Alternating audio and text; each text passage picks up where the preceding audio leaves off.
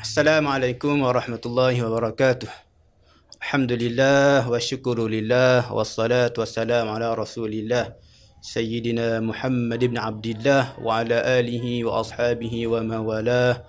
Rabbi syrah li sadri wa yassir li amri wahlul 'uqdatam min lisani yafqahu qawli. Rabbi zidni ilma warzuqni fahma. Rabbi yassir wa la tu'assir wa tammim bil khair. Alhamdulillah, muslimin muslimat, hadirin hadirat, para penonton sekalian, alhamdulillah sekali lagi kita dapat bersama pada hari ini untuk membincangkan satu persoalan yang amat besar, iaitu berkenaan dengan pendidikan anak-anak dalam Islam. Alhamdulillah, pada perjumpaan kita sebelum ini kita sempat membincangkan tentang ciri-ciri utama seorang pendidik. Hari ini kita teruskan lagi perbincangan kita, iaitu kaedah-kaedah utama dalam pendidikan anak-anak. Mudah-mudahan perbincangan kita ini dirahmati, diberkati oleh Allah Subhanahu Wa Taala dan kita mendapat sesuatu pada hari ini. Kaedah-kaedah hubungan yang disebut oleh Syekh Abdullah Nasir Ulwan dalam buku yang kita baca ini, beliau antara lain menyebut pertama berkenaan dengan hubungan akidah dan yang kedua hubungan ruhaniyah. Kaedah-kaedah hubungan yang pertama hubungan akidah dan yang kedua hubungan ruhaniyah, insya-Allah kita akan bincang pada hari ini. Yang mana hubungan ruhaniyah ini ada beberapa perkara yang telah dibahagikan oleh Syekh. Yang pertama hubungan anak dengan ibadat, hubungan anak dengan Al-Quran. Yang ketiga hubungan anak dengan masjid. Keempat hubungan anak dengan zikir kepada Allah. Kelima hubungan anak dengan amalan-amalan sunat. Dan yang terakhir sekali hubungan anak dengan pemerhatian Allah, iaitu muraqabatullah. Baik, kaedah hubungan. Tidak syak lagi jika seseorang anak yang berada di paras umur sedar dan tahu membeza diikat dengan hubungan akidah, rohani, pemikiran, sejarah, kemasyarakatan dan jasmani semenjak ia berangsur matang, meningkat remaja, dewasa dan menjadi tua, maka hendaklah mempunyai keteguhan iman, keyakinan yang tebal dan kekebalan taqwa yang menjadikannya memandang rendah dan hina terhadap jahiliyah tentang gambaran kepercayaan prinsip dan kesesatannya. Jadi sebab itu kita kena anak kita ini perlu untuk dihubungkan dengan hubungan ini, sebagaimana yang kita tahu bahawa selain daripada kita ni orang lain.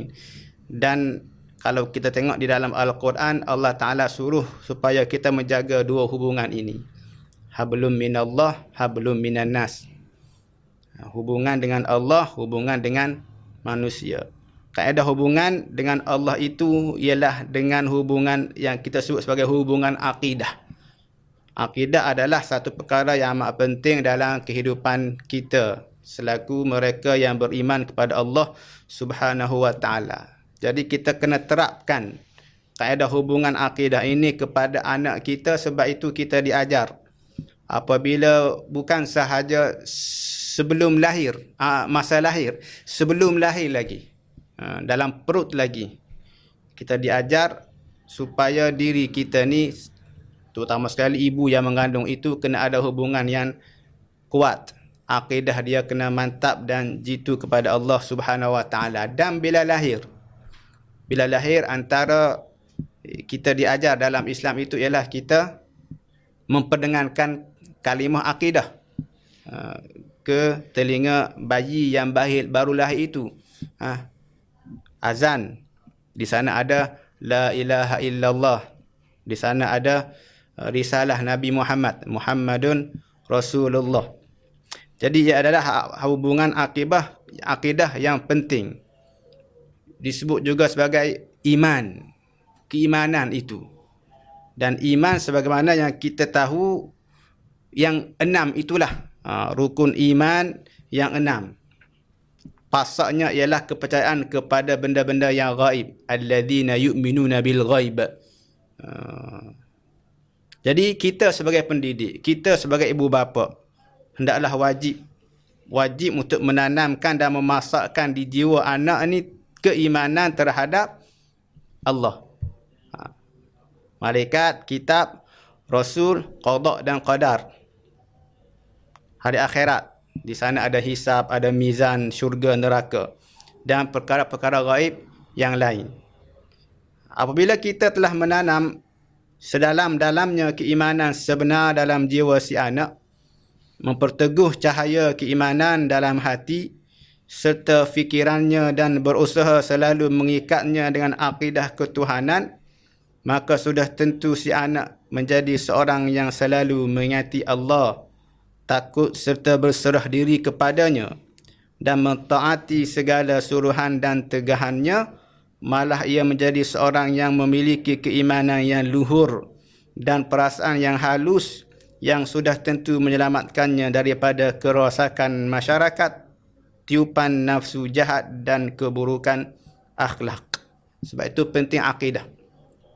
Lawan akidah, syirik. Kita hendaklah memasakkan pasak betul-betul dalam jiwa anak-anak tentang keimanan kepada Allah. Dan ini jugalah kerja utama dan pertama para nabi anbiya alaihimussalatu wassalam. Ani'budullah wajtanibut taghut. Sembah Allah, jauhi daripada menyembah selain daripada Allah Subhanahu wa taala. Jadi di sini kena pasak betul-betul. Dan akidah adalah perkara yang amat dinilai dalam neraca kita hidup dalam beragama ini. Sebab itu bila Allah Ta'ala sebut tentang orang berjaya ni orang yang ada iman. Qad aflahal mu'minun. Bila para al-A'rab, Badui menyebut kepada Nabi, kami telah beriman. Allah kata kepada Nabi, bagi tahu kepada mereka belum beriman lagi. Walakin qulu aslamna.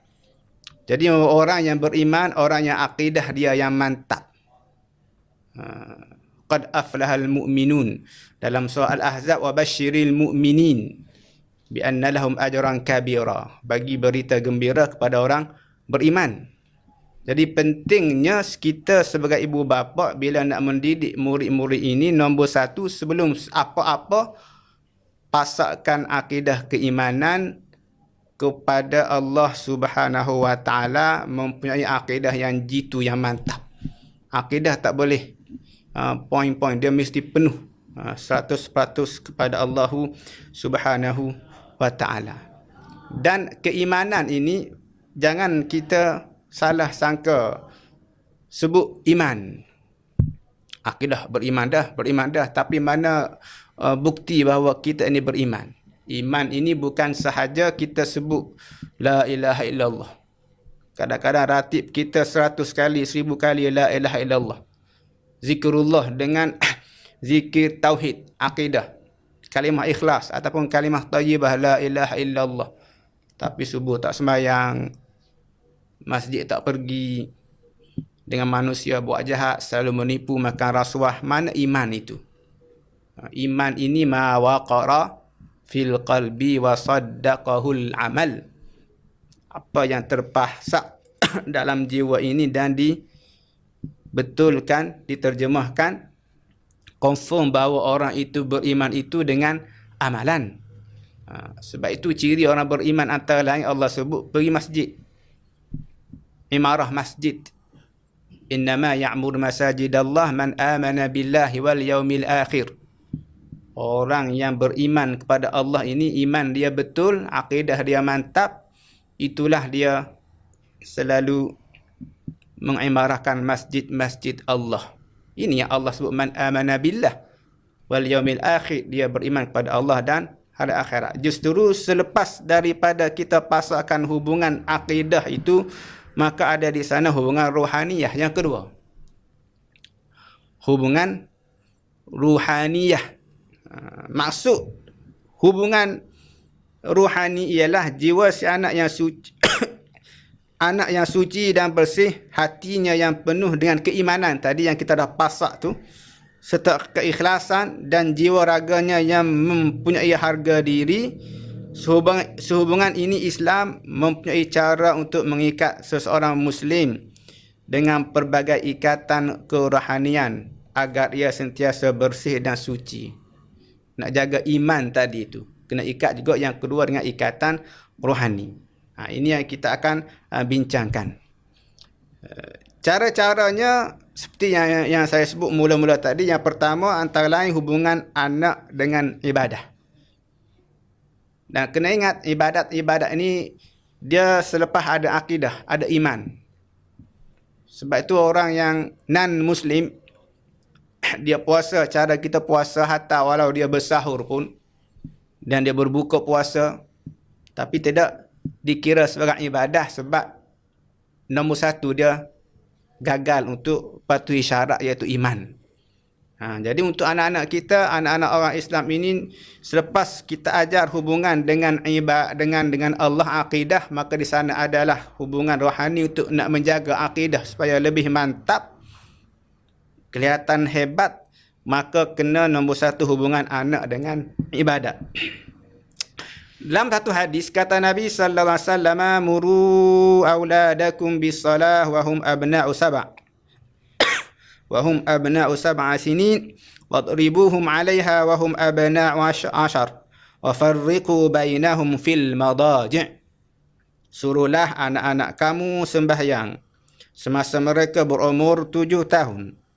Gunakan pukulan untuk memaksa mereka mengerjakannya ketika berumur 10 tahun dan serentak dengannya pisahkan mereka dari tidur bersama, iaitu pada ketika anak berumur 10 tahun.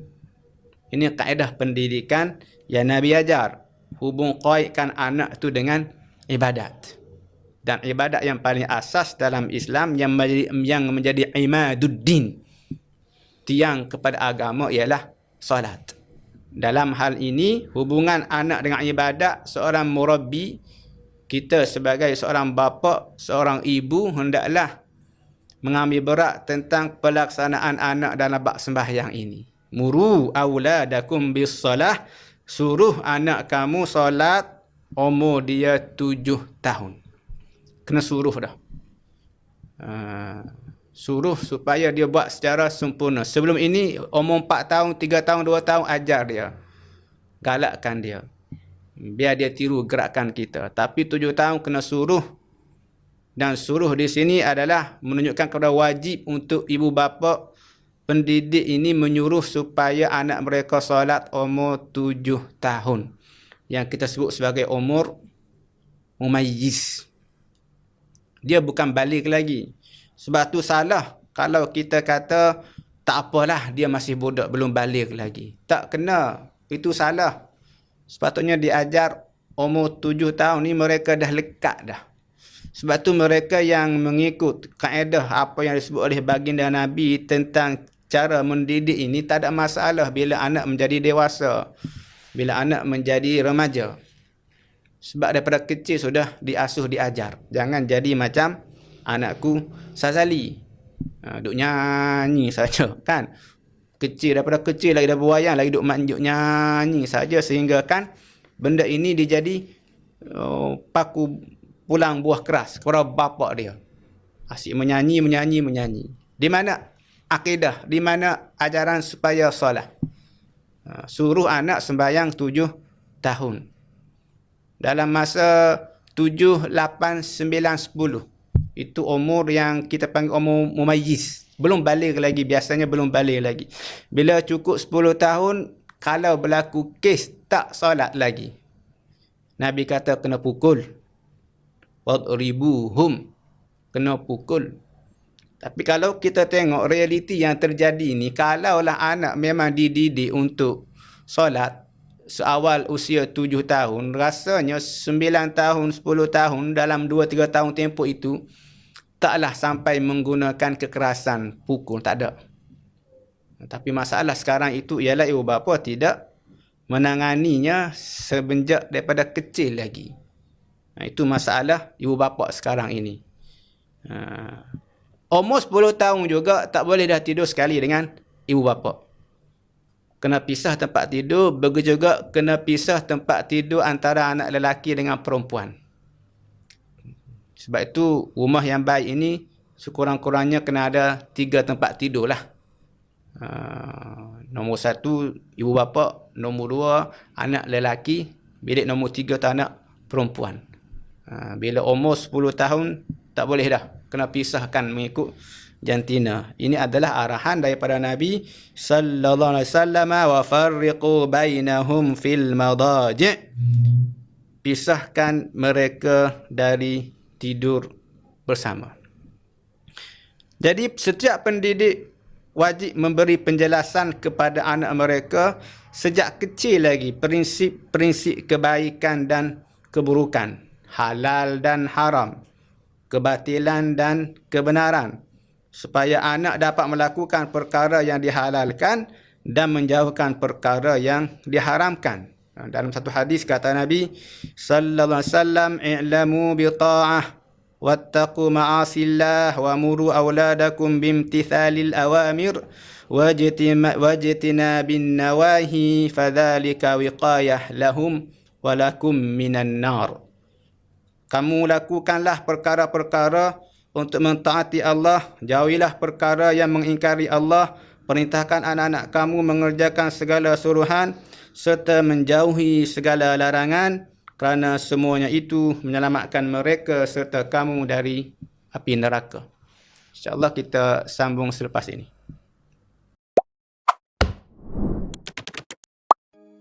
Assalamualaikum warahmatullahi wabarakatuh. Ahlan wa sahlan. Selamat datang ke Imtiaz Academy. Imtiaz Academy adalah sebuah pusat pengajian Al-Quran dan bahasa Arab secara online dan bersemuka. Boleh belajar bila-bila masa dan di mana sahaja anda berada.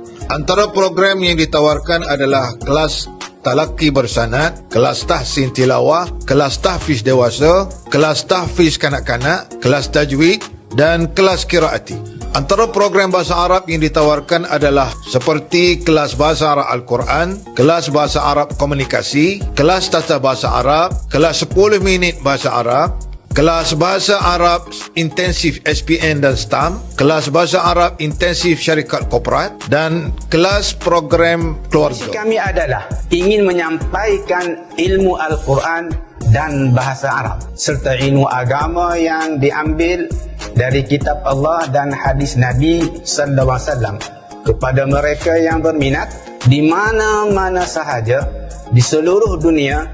Imtiaz Academy mempunyai pelbagai pilihan program Al-Quran dan bahasa Arab. Antara keistimewaan program Imtiaz Academy adalah mempunyai tenaga pengajar yang ramai daripada negara Malaysia dan juga negara Arab yang mempunyai ijazah sanad yang bersambung dengan Nabi Muhammad sallallahu alaihi wasallam.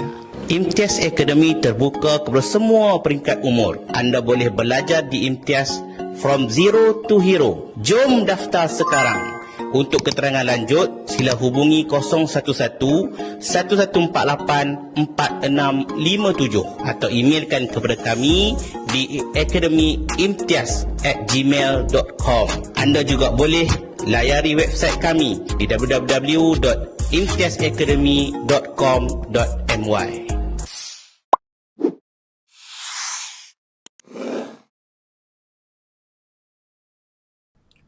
Alhamdulillah, kita sambung perbincangan kita, hubungan yang seterusnya, iaitu yang kedua yang perlu untuk kita terapkan kepada anak-anak, itulah hubungan anak dengan Al-Quran Al-Karim. Dalam satu hadis Nabi sallallahu alaihi wasallam, kata Nabi sallallahu alaihi wasallam, addibu auladakum ala thalathi khisal, hubbi nabiyyikum wa hubbi ali baitihi wa tilawatil Qur'an, fa inna hamlatal Qur'ani fi dhilli arshillah yawma la dhilla illa dhilluh ma'a anbiya'ihi wa asfiyaihi. Kata Nabi, didiklah anak-anak kamu dengan 3 perkara: mengasihi Nabi kamu, mengasihi ahli keluarganya, dan membaca Al-Quran. Sesungguhnya angkatan jamaah Al-Quran, iaitu ahli Al-Quran, akan berada di bawah lindungan arasy Allah pada hari kiamat bersama para nabi serta orang pilihannya. Ini saranan, arahan daripada Nabi sallallahu alaihi wasallam supaya para pendidik, ibu bapa ni mendidik anak dan memberatkan kepada mereka 3 perkara. 3 perkara perlu ditanam kepada anak-anak supaya anak-anak ini nombor 1 cinta kasih kepada Nabi. Begitu juga cinta kasih kepada ahli baitihi.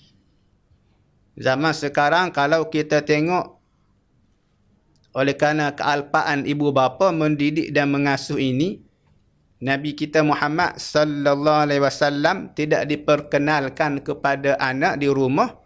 Yang diperkenalkan itu ialah pemain bola, pelawak antarabangsa, ahli muzik, artis. Maka kita tengok sekarang ini, orang bila ditanya tentang Muhammad, Nabi kita Muhammad, nama apa, nama penuh pun la ilaha illallah. Ramai yang gagal untuk nak sebut bin tu Muhammad bin Abdullah pun tak boleh. La haula wala quwata illa billah. Tapi bila dibuka ruang pertanyaan tentang artis itu, artis ini, Allahu Akbar. Siap dengan tarikh lahir dia ingat.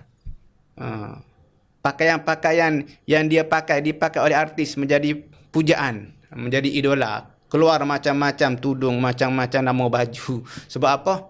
Sayang dan sukanya anak-anak sekarang ini kepada artis, kepada pemain bola. Tetapi tak suka dan sayang dan tak kenal nabinya, Nabi Muhammad sallallahu alaihi wasallam. Jadi menjadi tugas dan tanggungjawab kita sebagai ibu bapa, sebagai pendidik ini. Dalam hadis ini Nabi suruh kita ajar anak-anak kita sayangkan Nabi, sayangkan keluarga Nabi. Dan yang ketiga, tilawatil Quran, membaca Al-Quran. Kata Nabi, ahli Al-Quran ini akan berada di bawah lindungan arasy. Hari itu tak ada perlindungan kecuali perlindungan arasy Allah Subhanahu wa taala, dan dia ahli Al-Quran ini bersama dengan para anbiya serta para asfiya, iaitu pilihan Allah Subhanahu wa taala. Sebab itu kalau kita tengok sekarang ini, kenapa berlaku kepincangan? Anak-anak tak kenal Nabi, tak kenal keluarga Nabi dan tak boleh baca Al-Quran. Antara perkara yang kita kena muhasabah ialah ibu bapa. Ibu bapa tak mengajar anak mendalami Al-Quran. Bahkan ibu bapa pun tak pandai baca Al-Quran. La haula wala quwata illa billah. Kalau ibu bapa tak pandai baca Al-Quran, menjadi kewajipan kepadanya untuk mencari guru Al-Quran. Itu sebenarnya. Tapi zaman sekarang orang dengan Quran berkira. Ibu bapa berkira dengan guru Al-Quran. Kalau dapat laporan daripada sekolah anak lemah dalam bidang matematik, lemah dalam bidang bahasa Inggeris, sains, maka mereka sanggup untuk menghantar anak-anak ini ikut kelas tuition, kelas tambahan. Dan mereka sanggup menghabiskan wang beratus-ratus ringgit sebulan kerana bayar cikgu kelas tambahan untuk anak-anak dia ni. Belajar apa? Sains, matematik yang lemah. Tapi berapa orang yang bila mendapat laporan bahawa anak ini lemah dalam bidang Al-Quran, berapa orang yang ambil inisiatif untuk supaya anak ini belajar, cari guru Al-Quran. Bahkan kalau ada pun berkira dengan guru Al-Quran ini. Kalau dengan guru fizik tadi, sains tadi dia bayar beratus, tapi dengan guru Al-Quran tak payahlah, ikhlas. Ini penyakit ibu bapa ni. Tak apa, dia ikhlas. Ikhlas. Jadi kita yang tak mengajar anak tu macam mana? Jadi ini perkara yang kita kena perlu muhasabah. Ramai anak-anak orang Islam sekarang ini tak boleh baca Al-Quran, sedangkan Al-Quran sebagai panduan hidup. La haula wala quwata illa billah. Jadi ibu bapa ini kena ambil muhasabah dan kena ambil tanggungjawab. Belajarlah Al-Quran. selagi hidup di kandung badan ini, kita ibu bapa kalau tak pandai baca Al-Quran, kena belajar Al-Quran. Galakkan anak-anak supaya belajar Al-Quran, memahami Al-Quran, menyebarkan Al-Quran, beramal dengan ajaran Al-Quran, dan dia adalah satu nikmat sebenarnya. Nikmat berada di bawah lembayung Al-Quran. Nikmatun la ya'rifuha illa man dzaqaha. Nikmat berada dengan Al-Quran ini satu nikmat yang cukup nikmat, tak boleh nak disebut nikmat itu kecuali jika dia merasai nikmat itu. Jadi zaman sekarang kenapa kita rasa panas dengan Al-Quran? Sebab tak ada nikmat lagi. Sebab jauh kita dengan Al-Quran. Bagaimana kita nak mengaku bahawa kita ini beriman, yang tadi akidah itu, beriman dengan Allah, tapi kalamullah kita tak baca? Itu kontradik itu. Kalamullah Al-Quran. Maka kena jaga. Yang kedua ini hubungan anak dengan Al-Quran. Ambil berat Al-Quran sebagaimana kita ambil berat subjek lain. Anak kita lemah dalam matematik, kita hantar untuk kelas tambahan. Kenapa tidak lemah dalam Al-Quran pun kita ambil inisiatif untuk supaya anak kita ini belajar lebih tentang Al-Quran. Itu yang kedua, hubungan anak dengan Al-Quran. Kemudian yang ketiga, hubungan anak dengan masjid. Ini pun penting. Ini pun penting. Hubungan anak dengan masjid. Kadang-kadang kita tengok ibu, ayah ahli masjid, tapi dia pergi seorang. Anak biar tak pergi masjid pun. Ini satu konsep yang salah. Bahkan salah laginya bila mana masjid ni tidak mesra budak-budak. Tak mesra budak-budak. Kanak-kanak ini diabaikan. Sedangkan di dalam Islam ini, budak-budak, anak-anak pun perlu supaya dia ni dihubungkan dengan masjid. Dalam satu hadis kata Nabi sallallahu alaihi wasallam, "Idza ra'aitumur rajula ya'tadul masajida fashhadu lahu bil iman." Apabila kamu melihat seseorang lelaki selalu berulang alik ke masjid, kamu bersaksilah bahawa ia seorang yang beriman. Ini yang zahir. Kita hukum manusia apa yang zahir. Allah yatawallas sarair. Allah yang menghukum yang hati, budi seseorang itu. Tapi kalau kita tengok zahir dan dia ni ahli masjid, kita kata dia ni orang beriman. Dia nak riak, dia tak ikhlas, dia apa-apa itu dia dengan Allah Subhanahu wa taala. Tapi dalam hadis ini kalau kita lihat dia ni ulang alik ke masjid, rumah masjid, ini orang ada iman. Dalam hadis ini Nabi sebut ar-rajula, seorang laki-laki yang sudah cukup umur lah. Tapi bagaimana orang ini dia cukup umur, dia menjadi ahli masjid? Dia mesti dimulai dengan peringkat al-atfal, kanak-kanak. Sebab tu kena asuh kanak-kanak ini ada hubungan dengan masjid. Jangan kita pergi masjid, anak umur 7 tahun tadi tak pergi masjid. Tak betul. Bahkan sepatutnya kita ini jangan asingkan soft dalam masjid ini. Kenapa ada soft kanak-kanak? Macam terpenjara kanak-kanak ini. Bila masa dia nak belajar dengan orang dewasa tentang sembahyang ini, rapatkan soft dan sebagainya. Dalam mazhab kita Syafi'i sebenarnya tak ada masalah pun permasalahan untuk supaya kanak-kanak ini berada di soft bersama dengan orang dewasa. Ini disebut oleh Al-Imam Al-Mawardi dan lain-lain, pendukung mazhab Syafi'i sendiri. Dahlah diletakkan di belakang, jauh daripada soft laki-laki, maka kanak-kanak akan rasa tak dihormati. Kadang-kadang ada satu tempat khusus macam terkurung, dan bila kanak-kanak bising, diherdiknya dengan cara kekerasan. Besok kanak-kanak pun tak nak pergi ke masjid. Bila kanak-kanak tak pergi masjid, masa dewasa, masa remaja tak pergi masjid, siap masjid pun mengadu, imam pun mengadu, jawatan kuasa pun mengeluh. Tak ada remaja-remaja mahu pergi ke masjid. Sebenarnya kita yang salah.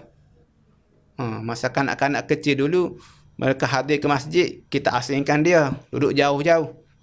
Kita herdik dia. Tapi bila dah dewasa, tak pergi masjid, kita mengeluh. Jadi kena kembali kepada kaedah asal yang ditunjuk oleh baginda Nabi sallallahu alaihi wasallam. Anak-anak ini perlu diikatkan hubungannya dengan masjid seawal usia 7 tahun tadi. Muru auladakum bisalah. 7 tahun bawa pergi masjid. Jangan kata kecil lagi, tak balik lagi, tak payah pergi masjid.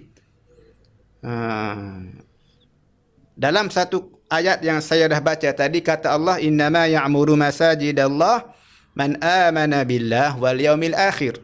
Sesungguhnya yang memakmurkan masjid-masjid Allah ialah orang-orang yang beriman kepada Allah dan hari akhirat. Jadi kita kena perlu sedari dalam Islam, masjid memainkan peranan utama. Masjid memainkan peranan utama dan dia merupakan hati jantung kepada sesuatu kampung. Daripada masjid terbentuknya individu Muslim, masyarakat penyayang. Masjid akan menjadi tempat teras kaum Muslim-Muslimat berjumpa. Berjumpa, tanya khabar antara satu sama lain. Masjid juga anak boleh mendengar muazzin selalu menyebut azan. Allahu Akbar, Allahu Akbar. Mendengar laun Bilal melaungkan kalimah Allah Maha Besar. Biar masuk ke dalam hati dan jiwa anak-anak semenjak kecil lagi. Jadi peranan masjid memberi ketenangan hati melalui zikir kepada Allah.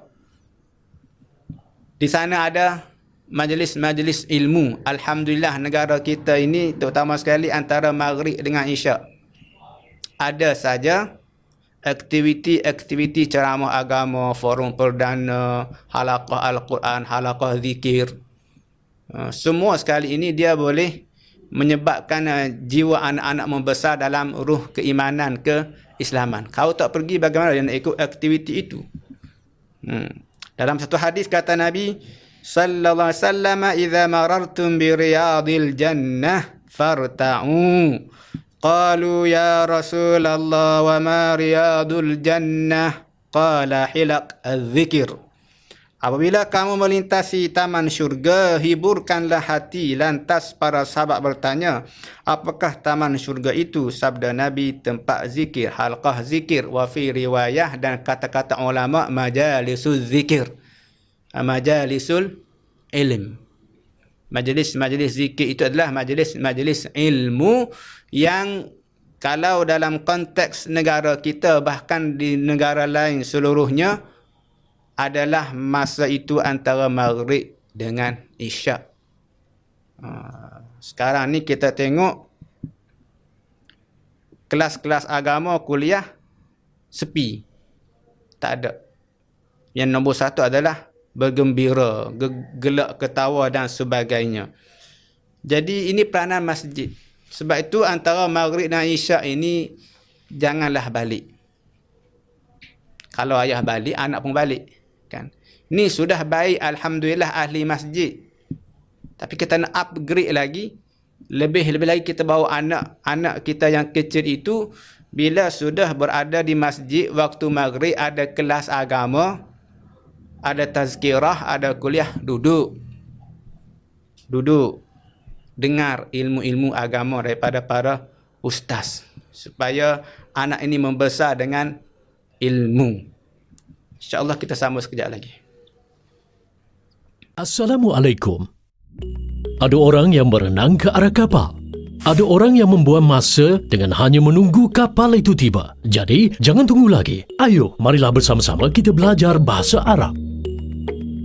Imtiaz Academy, pusat pengajian Al-Quran dan bahasa Arab, menawarkan anda peluang untuk belajar bahasa Arab secara dalam talian.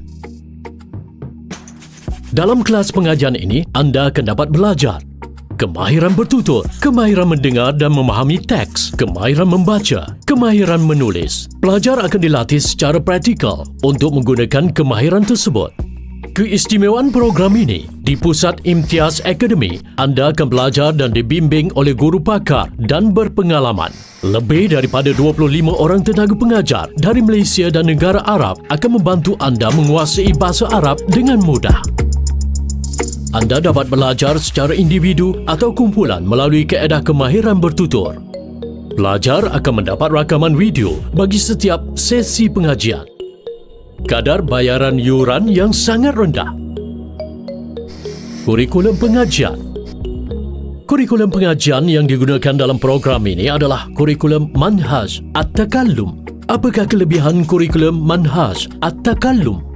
Buku At-Takallum ini disediakan khas untuk pelajar bukan berbahasa Arab.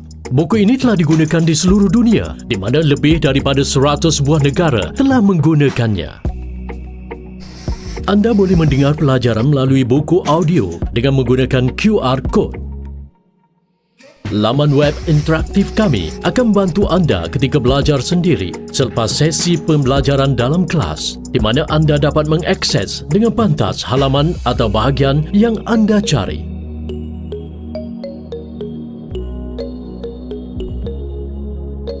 Anda dapat menulis catatan menggunakan pen dengan pelbagai warna.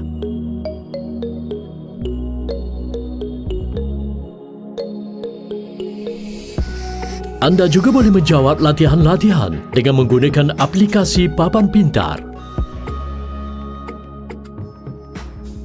Anda kini boleh belajar bahasa Arab, menguasai bahasa Arab, seterusnya mampu menghayati ayat Al-Quran dengan baik. Tunggu apa lagi? Daftar sekarang. Untuk maklumat lanjut, layari laman web imtiazacademy.com.my atau hubungi kami di talian 011 1148 4657. Imtiaz Academy, Sdn Bhd.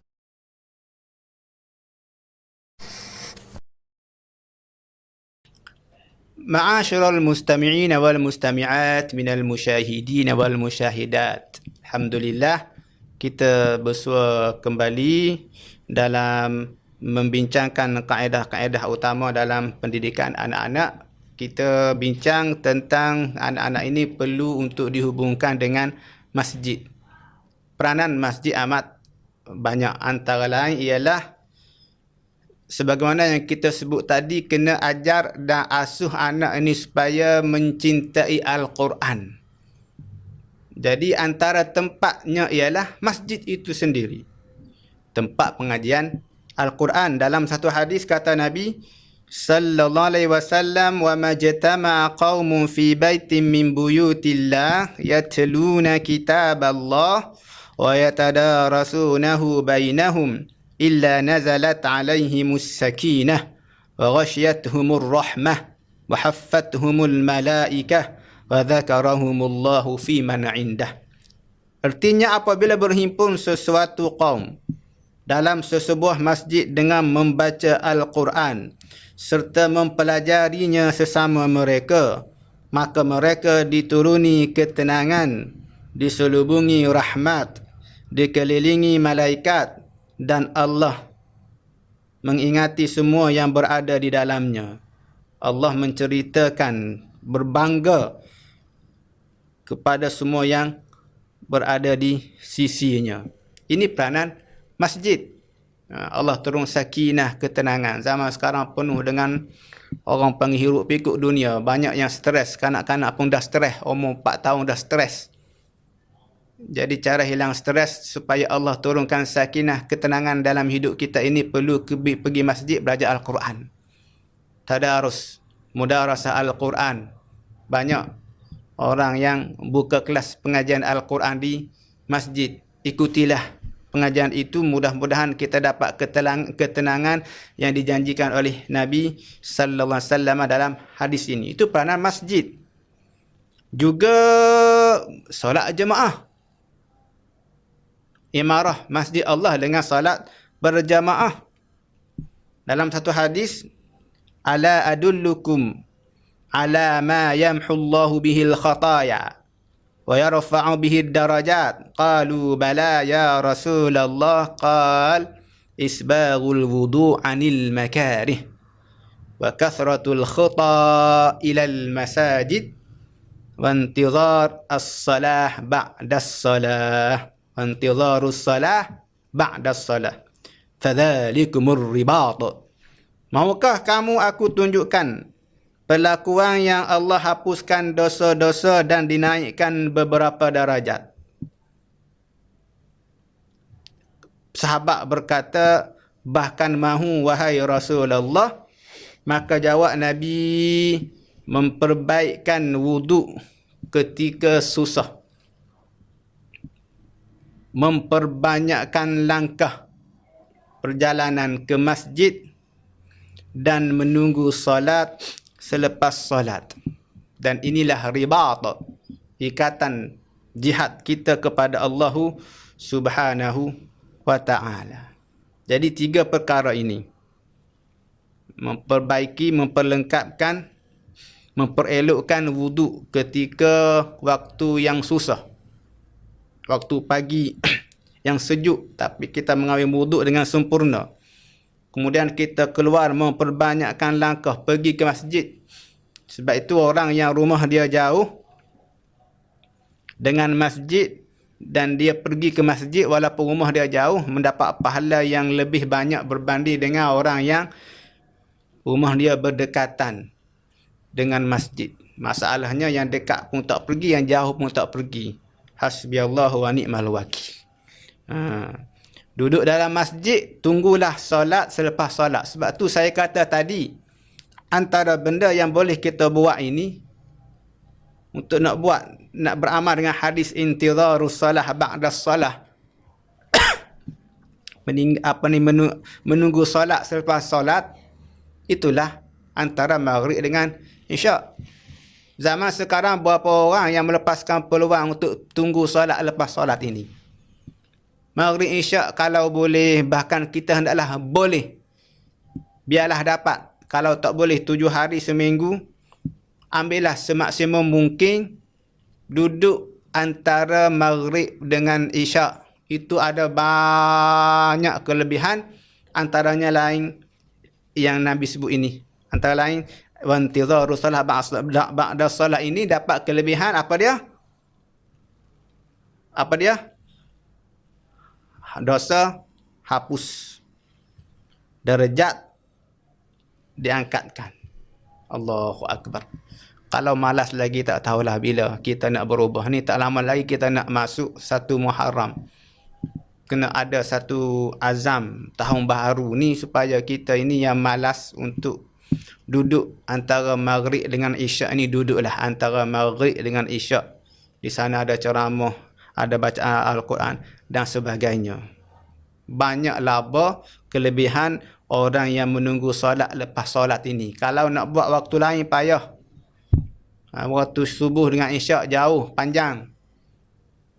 Waktu isyak dengan subuh tu, subuh dengan zuhur kita nak pergi ke pejabat, nak belajar, nak bekerja. Zuhur dengan asar pun susah. Kenapa? Kita nak keluar makan lunch dan sebagainya. Asar dengan maghrib pun susah sebab nak riadah, perjalanan balik daripada pejabat. Yang selesa, yang mudah, tapi kelebihannya Masya Allah. Itulah, tunggu sembahyang selepas sembahyang, tunggu sembahyang maghrib nak sembahyang isyak. Intidharus salah ba'da salah. Kena lakukan aktiviti ini dengan anak-anak insya-Allah. Kemudian hubungan anak dengan zikir kepada Allah kena terapkan juga dan ajar anak supaya ada hubungan dengan zikrullah. Fadhkuruni adhkurkum. Kerana itu ingatlah kamu kepadaku, nescaya aku ingat kepadamu. Dalam surah Al-Ahzab, ya ayyuhalladzina amanu dzkurullaha dzikran katsira wasabbihuhu bukratan wa asila. Udzkurullaha dzikran katsira.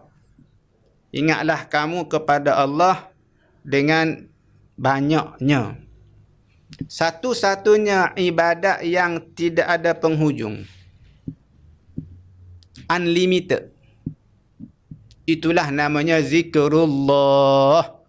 Allah kata zikran kathira, sebanyak-banyaknya. Sembahyang ada limit. Sembahyang ada waktu tahrim, ada waktu tak boleh sembahyang. Waktu haji bulan-bulan tertentu sahaja, al-hajju asyhurum ma'lumat. Baca Quran 30 juzuk itu sahaja habis ulang balik. Puasa yang wajib hanya bulan Ramadan. Kalau setahun pun ada hari-hari yang haram puasa. Tapi zikrullah dia tidak ada masa dan waktu yang haram. Uzkurullaha zikran katsira. Hendaklah kamu ingat kepada Allah dengan ingatan yang banyak sekali, hatta walau dalam tandas. Dalam tandas. Zikir dalam hati, ingat Allah. Dalam tandas pun boleh berzikir, tapi bukanlah zikir dengan bacaan yang kuat, itu tak boleh. Baca Quran tak boleh dalam tandas, itu haram. Tapi ingat Allah dalam hati itu mesti kena ada juga, walaupun di tempat yang kotor, tempat kita membuka aurat. Kena ada ingat Allah juga dalam hati. Uzkurullaha zikran katsira. Jadi martabat yang paling besar adalah az-zakir, orang yang mengingati Allah Subhanahu wa taala. Dalam surah Al-Ahzab ayat 35 Allah sebut 10 ciri orang Islam, orang mukmin.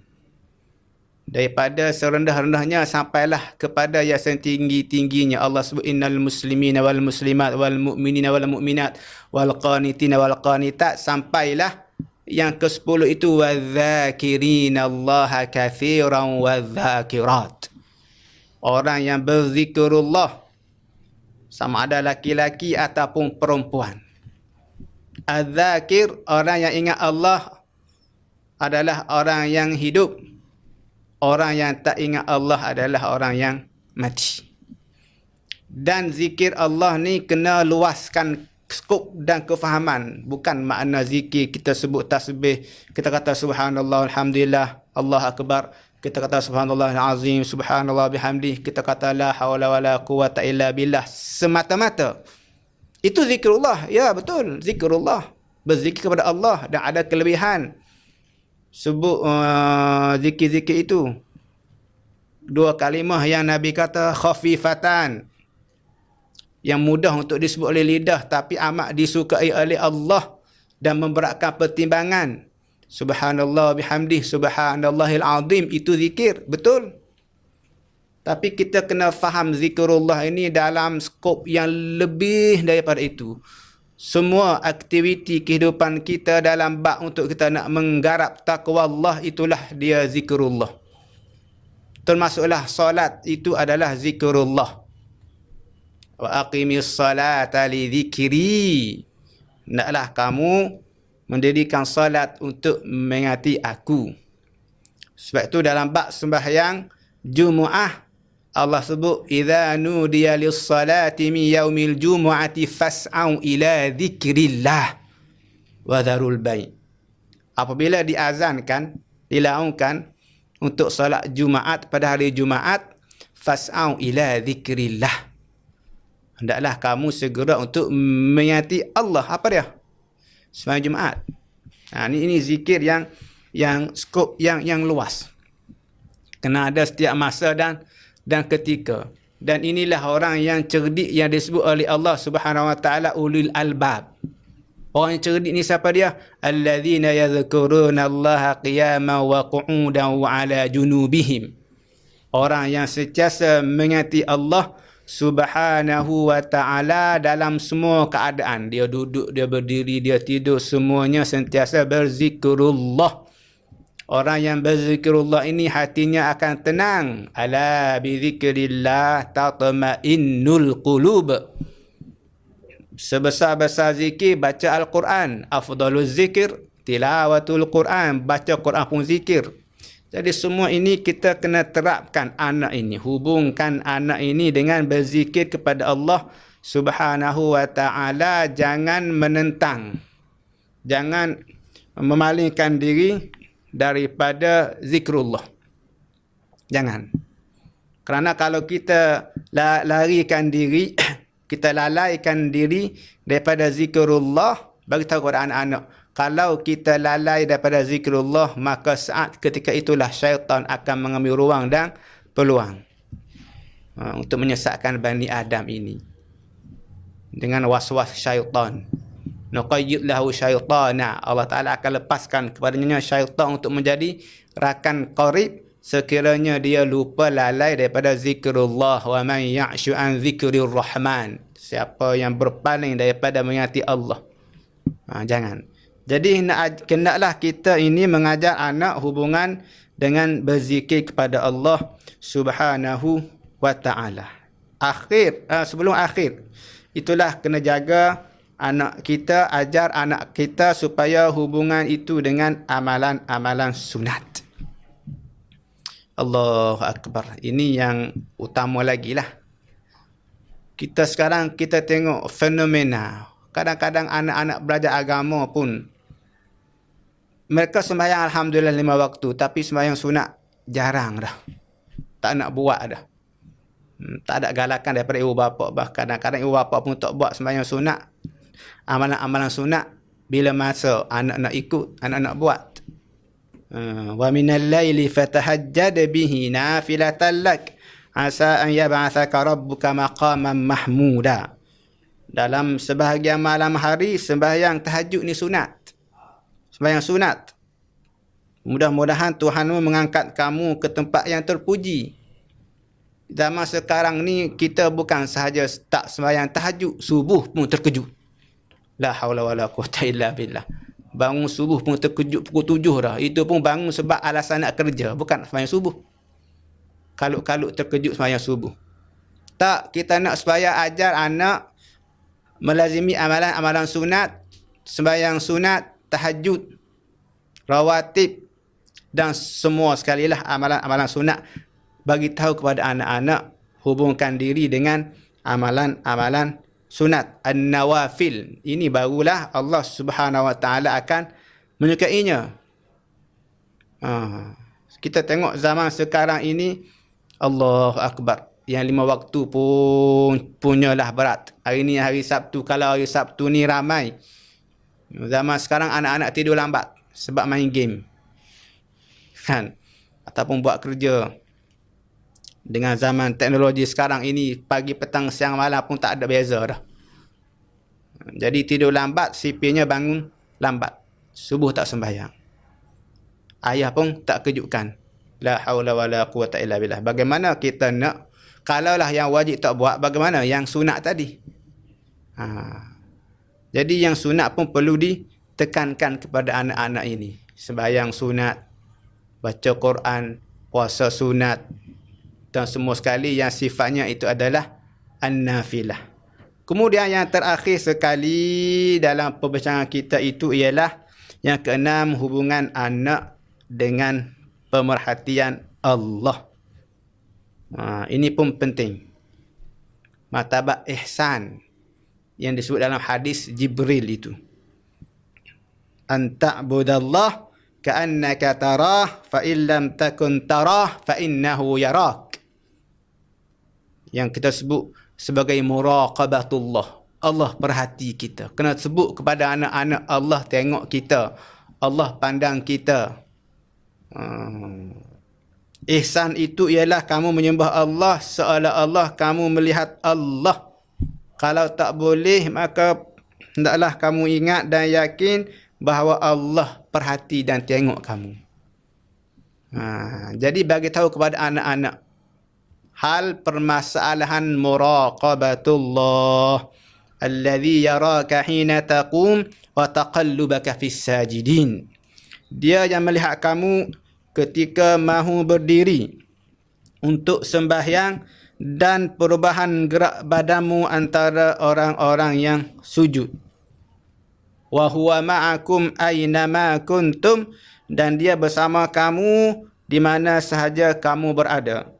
Innallaha la yakhfa 'alaihi syai'un fil ardi wala fis sama'.